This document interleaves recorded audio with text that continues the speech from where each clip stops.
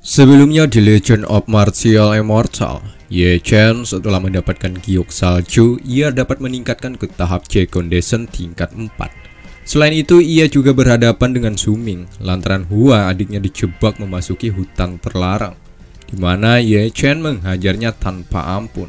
Hal itu menjadikan Ye Chen harus dihukum cambuk menggunakan cambuk api. Namun dikala itu Ye Chen bersumpah Yan Ziyuan akan menderita lebih sakit dari yang dirasakan Ye Chen sebelumnya. Nah, jadi di episode kali ini sangat seru coy. Yuk langsung aja kita masuk ke ceritanya.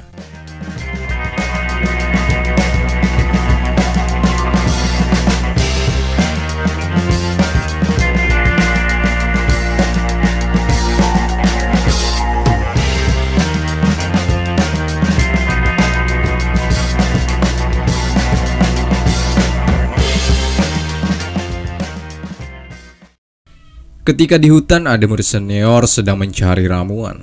Terlihat di atas ada Ye Chen menggunakan topeng agar identitasnya tidak dikenali oleh murid lainnya.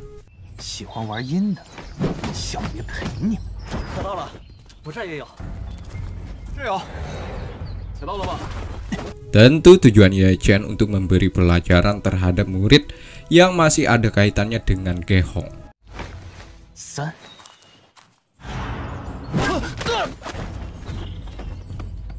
Di lain tempat ada 3 murid dari Qianyang yang katanya telah memasuki wilayah Diang. Orang ini kemudian mengusir ketiga orang ini dengan cara yang cukup kasar. Karena takut, mereka pun lari coy.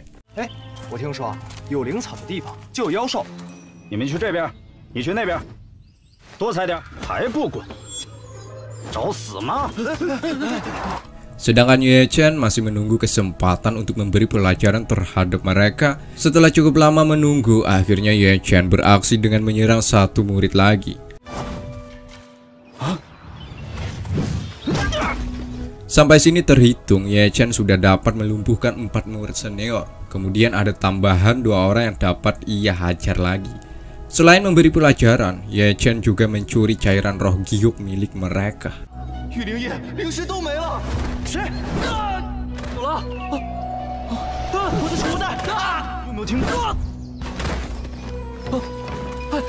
Malam harinya semua murid yang ditugaskan oleh Gehong ke hutan untuk mencari ramuan semuanya babak belur. Sampai sini mereka tidak tahu siapa dan dari mana pelakunya itu. Gehong juga menanyakan siapa yang berani menyerang orang-orangnya ini. Jangankan kenal, bahkan mengenali cirinya pun mereka masih samar-samar. Sebab orang yang dimaksud melakukan aksinya sangat cepat dan mereka yang terkena serangan langsung pingsan. Itulah sebabnya mereka semua tidak dapat menyebutkan ciri-ciri orang tersebut. Sampai sini semua murid hanya bisa berasumsi bahwa orang itu adalah perampok yang mencuri ramuan milik mereka coy.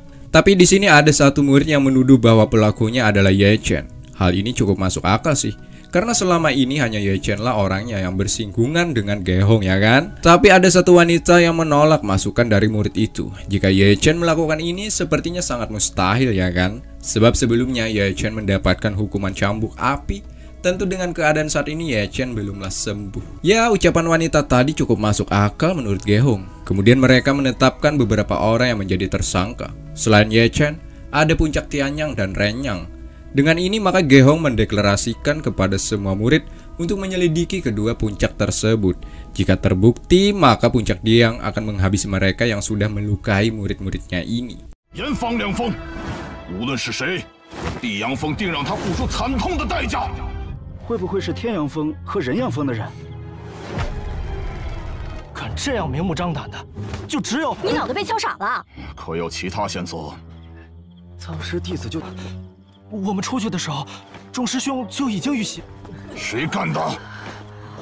Singkat cerita ada Sung Yu. Sung Yu terbilang murid yang memiliki bakat luar biasa.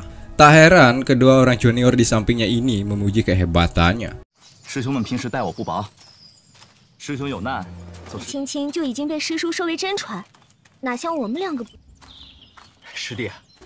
Kehebatannya ini juga sudah terlihat bahwa Sung Yu merasakan ada seseorang di sekitar ini, di mana Sung Yu langsung bergerak untuk mencari tahu siapakah orangnya.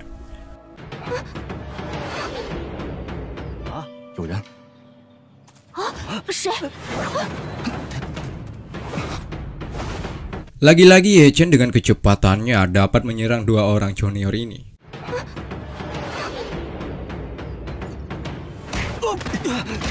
Kemudian ia lanjutkan untuk menyerang Sung Yu. Di sini terjadi pertarungan begitu dahsyat antara Sung Yu melawan Ye Chen. Terlihat Sung Yu dapat membuat Ye Chen kewalahan. Meski awalnya Ye Chen dapat menyerang Sung Yu yang membuat pedangnya terlempar. Hal itu hanya sebentar saja sebelum Sung Yu mengembalikan lagi pedangnya.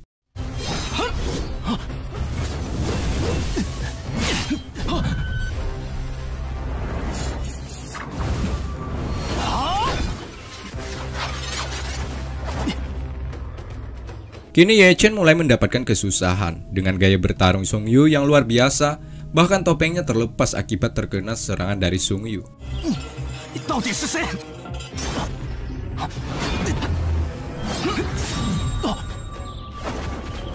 Ye Chen pun memutuskan untuk lari karena ia takut identitasnya ketahuan oleh Sung Yu. Di sini Sung Yu tetap mengejarnya untuk mencari tahu siapa pemuda ini. Ye Chen tetap berusaha melindungi wajahnya dengan tangannya.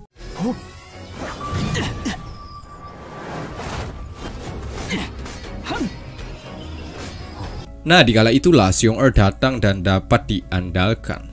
Xiong Er berkata seakan-akan dia adalah gurunya Sung Yu. Alhasil Sung Yu sempat kehilangan konsentrasi. Dengan itu juga Xiong Er menghajar Sung Yu menggunakan senjatanya, telak mengenai leher Sung Yu yang membuat Sung Yu kalah.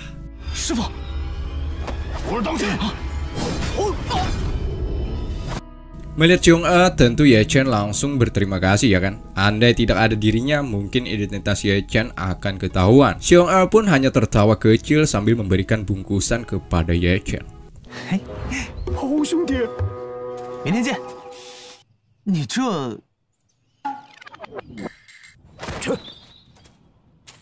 Singkatnya, Ye Chen mencoba berkultivasi dengan benda yang ia curi dan benda yang diberikan oleh Xiong Er sebelumnya, di mana Ye Chen menerobos ke tahap J Condition tingkat 5.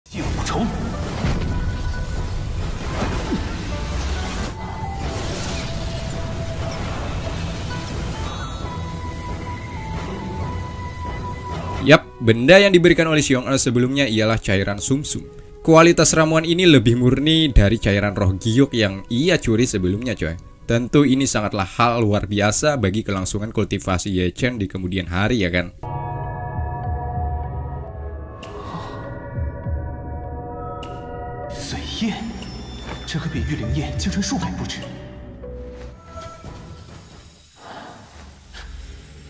Singkat cerita, murid semua puncak juga mendapatkan perlakuan yang sama, yakni diserang dengan benda tumpul. Hal ini membuat beberapa puncak mulai terpecah belah, coy. Mereka saling menuduh satu sama lain sebagai pelakunya, sehingga api perang tak bisa terhindarkan lagi. Dan rencananya mereka akan berperang dengan menghunuskan pedang setinggi-tingginya.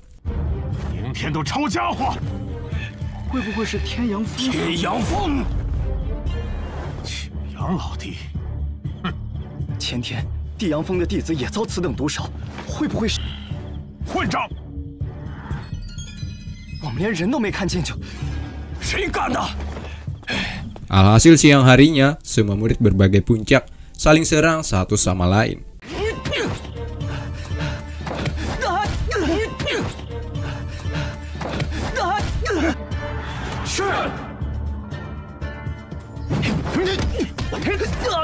Hal itu disaksikan langsung oleh Chuling E. Kenapa ketiga puncak semuanya saling serang satu sama lain ya kan? Kakak Chuling E pun mengatakan kepada adiknya bahwa kejadian ini cepat atau lambat akan terjadi juga. Sebab menurut sejarah, ketiga puncak juga pernah bersetegang satu sama lain. Jadi tak heran jika mereka mulai bertarung.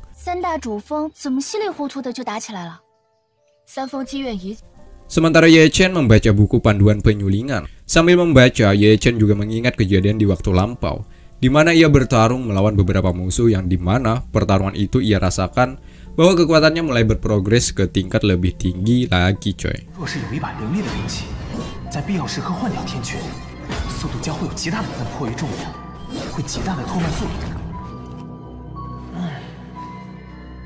Setelah mulai memahami isi buku tadi, Ye Chen kemudian melanjutkan aksi penyulingan, dan terjadilah.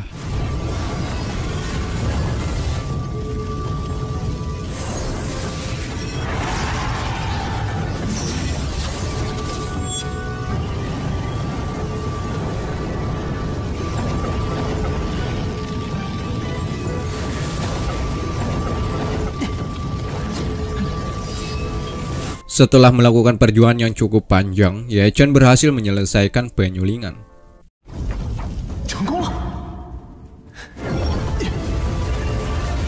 Namun di sini pedangnya masih liar coy, sehingga Ye Chen berusaha untuk menjinakkannya. Pada akhirnya Ye Chen berhasil menjinakkannya dan pedang ini sah memiliki tuan yang bernama Ye Chen. Dan pedang ini diberi nama Crimson Heaven.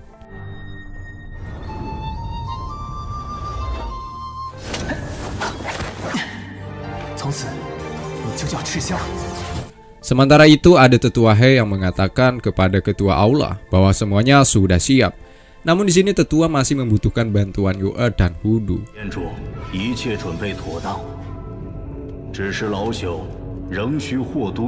Ketua aula memberikan kesempatan untuk kedua kalinya kepada Hudu dan Yue. Kali ini jika mereka gagal maka tak tahu lagi jika mereka berdua akan mendapatkan hukuman coy di suatu saat. Maka dari itu ketua aula menegaskan untuk kedua orang ini dan mereka pun siap untuk menjalankan misi yang akan diberikan ketua aula. Ye Chen kemudian pulang ke rumah. Di sini ia sudah ditunggu lama oleh Hua. Tentu Hua memiliki alasan kenapa ia rela menunggu sampai tengah malam ya kan? Karena di mana Hua juga berkeinginan untuk menjadi seorang kultivator. Agar kelak di kemudian hari tidak ada lagi yang mengganggu dirinya juga kakek Zheng Fengnian.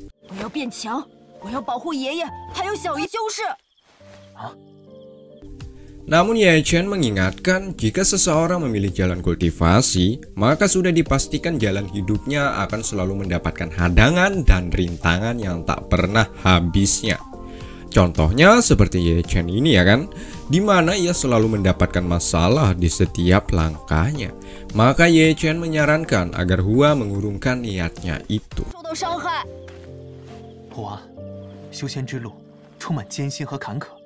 Tapi Hua tetap dengan pendiriannya coy, bahwa ia ingin tetap berkultivasi meski ia tahu halangan dan rintangan akan datang ke kehidupannya. Hua tidak takut sedikit pun, sebab hanya cara inilah agar ia dan kakek tidak dipandang sebelah mata lagi oleh orang lain.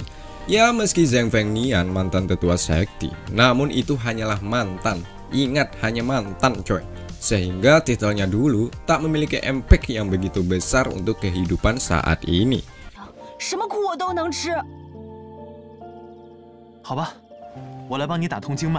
Melihat Hua begitu ambisi, sehingga Ye Chen akan membantu Hua untuk membuka meridian di dalam tubuhnya. Ya, tapi Hua harus ingat, jika jalan kultivasi diambil, maka tak semudah membalikkan telapak tangan. Artinya harus melewati proses yang panjang untuk mendapatkan sesuatu yang diinginkan.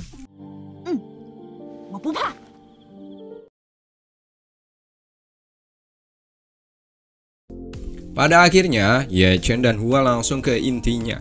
Ye Chen membantu Hua agar dapat membuka meridiannya. Perlu kita ketahui, proses ini begitu menyakitkan coy. Hanya orang yang memiliki keinginan keraslah untuk dapat melewati proses ini. Seperti Hua, karena ia memiliki keinginan yang besar, maka ia dapat melewati meski rasa sakit yang begitu mendalam ia rasakan. Dan ini hanyalah langkah awal untuk menjadi seorang kultivator. Sudah mendapatkan sengsara yang luar biasa ya kan.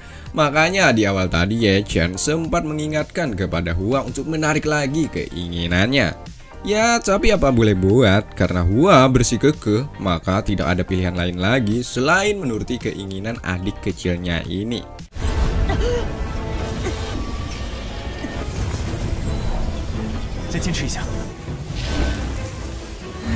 Tak lama kemudian datanglah kakek Zheng Fengnian. Di sini kakek tahu bahwa cucunya baru saja membuka meridian berkat bantuan Ye Chen.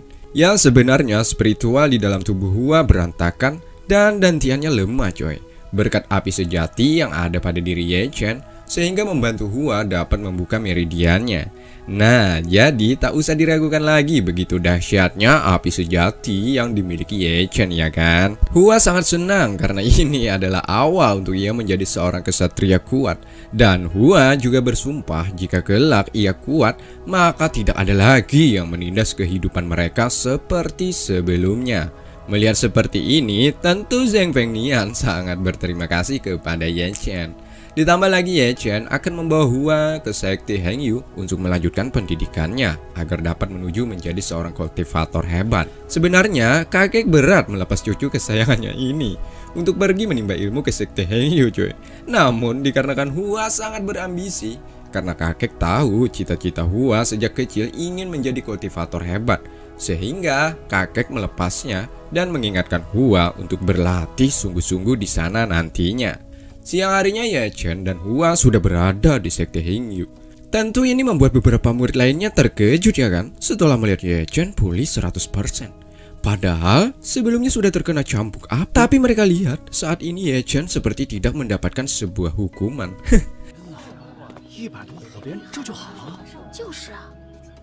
Singkatnya Ye Chen dan Hua menghadap kepada guru.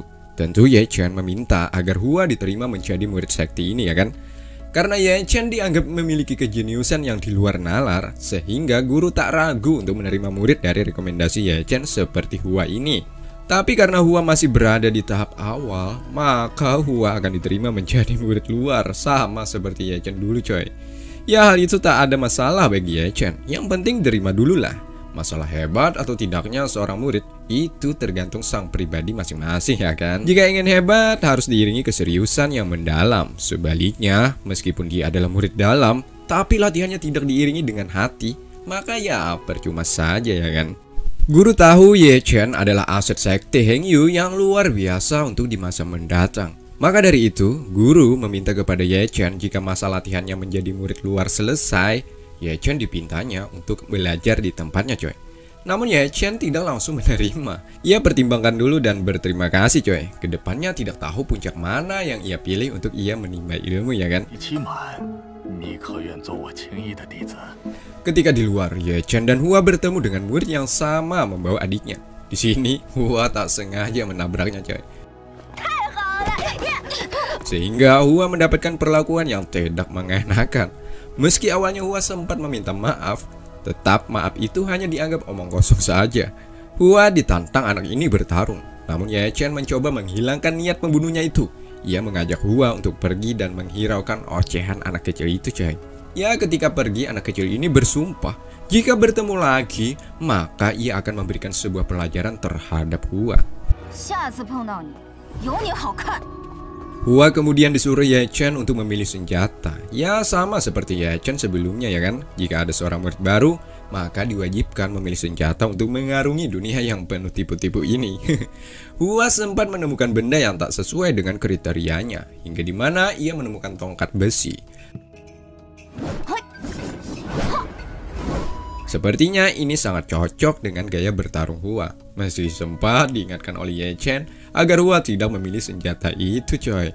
Sebab menurut sejarah, teknik tongkat besi sangat sukar dipelajari.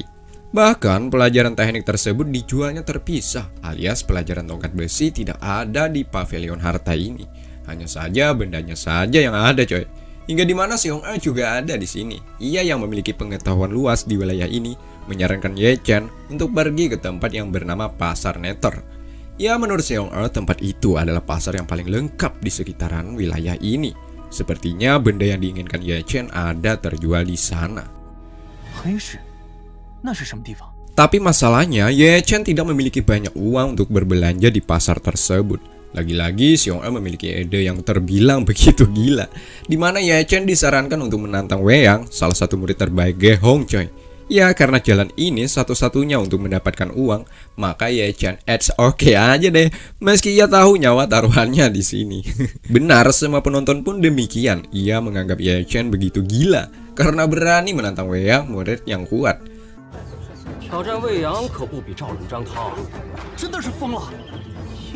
Sementara Xiong Er memasang taruhannya di sini. Jika Ye Chen menang, maka semua taruhan akan didapatinya.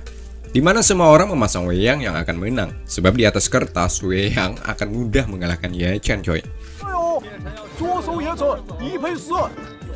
Sementara di tengah arena, Ye Chen begitu yakin menang 100% tanpa keraguan sedikit pun melawan Wei Yang. Hal ini salah satu trik sih untuk memancing emosi Wei Yang ya kan? Sehingga pertarungan langsung dimulai. Terlihat di early game, Ye Chen kewalahan melawan kecepatan Wei Yang. Sebab Wei Yang dikenal memiliki kecepatan kilat ketika bertarung.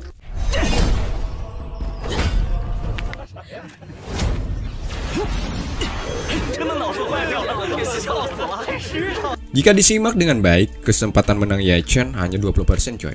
Untungnya, lagi-lagi api sejati yang dimiliki Ye Chen bekerja sesuai yang diinginkan. Ye Chen dapat meladeni kecepatan dan sekali menyerang Wei Yang.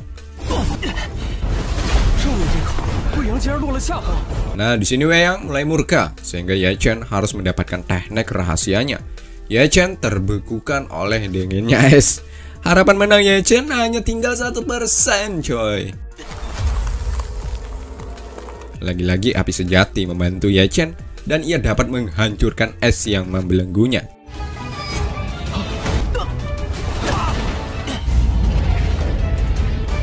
Kali ini Ye Chen balik menyerang dengan menggunakan tekniknya. Beberapa kali serangan Ye Chen mengenai Wei Yang. Alhasil peluang menang berbalik menjadi 87% coy. Melihat kemampuan ini, tentu semua murid beranggapan bahwa Ye Chen menggunakan teknik curang yang bantuan dari iblis, sehingga konsentrasinya putar. Alhasil, Ye Chen terkena serangan mendadak dari Wei Yang, dan ia juga terkena mantra roh yang dapat menyegel kekuatan, sehingga Ye Chen dapat Wei Yang hajar beberapa kali. Ya, yang tadinya 87 sekarang menjadi 13%.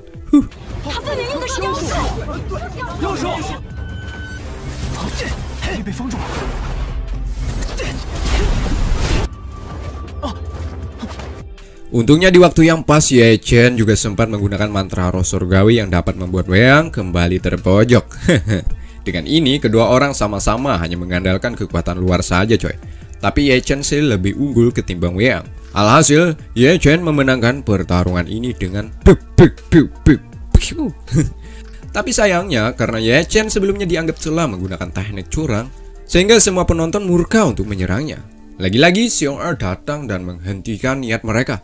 Jika ingin bertarung maka ladeni dirinya. Alhasil semuanya takut dan mereka benar-benar menang dan mendapatkan banyak uang untuk bekal ke pasar Net Er. Sementara itu Hudu Yu Er dan Tetua He sudah bersiap melancarkan aksinya.